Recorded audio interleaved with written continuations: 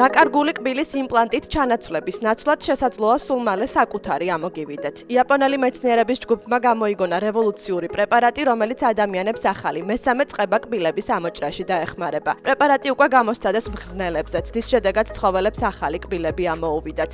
თუ კვლევები წარმატებული იქნება, შესაძლოა პრეპარატი საზოგადოებისთვის 2030 წლისთვის უკვე ხელმისაწვდომი იყოს.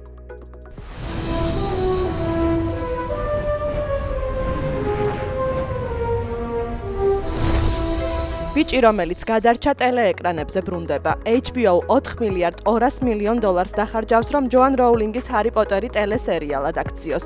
კასტი უკვე საბოლოოდ დამტკიცებულია, გადაღებები ივლისში დაიწყო.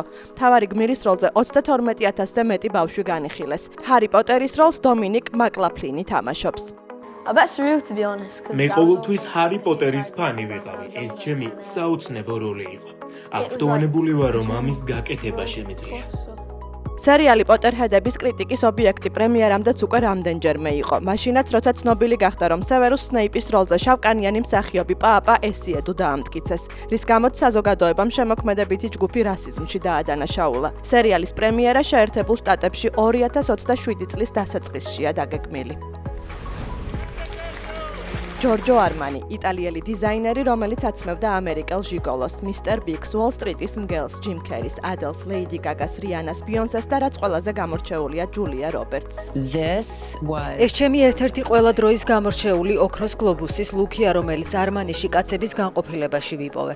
ვერ მეცოდინებოდა, რომ ეს კოსტიუმი ერთგვარი განაცხადი იქნებოდა. უბრალოდ ფიქრობდი, რომ მასში ზღაპრულად გამოვიყურებოდი და ეს კოსტიუმი დღესაც მაქვს. ჯორჯო არმანი ღარიბული იტალიური ოჯახიდან იყო. სამედიცინო ფაკულტეტი იმისთვის მიატოვა, რომ არმიაში ჩაწერილიყო. შემდეგ კი გახდა მოდის ლეგენდა ნულოვანი სამოდელო განათლებით.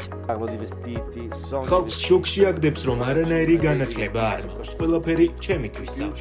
მე სამოსთან ერთად ვცხოვრობ. ვსაუბრობ სამოსზე. სამოსი მესიზმრება და როცა კინოში მივდივარ, იქაც სამოს ვუყურებ. დიზაინერი 4 სექტემბერს 91 წლის ასაკში გარდაიცვალა. მედია წერს, რომ ის სიცოცხლის ბოლო დღემდე მუშაობდა.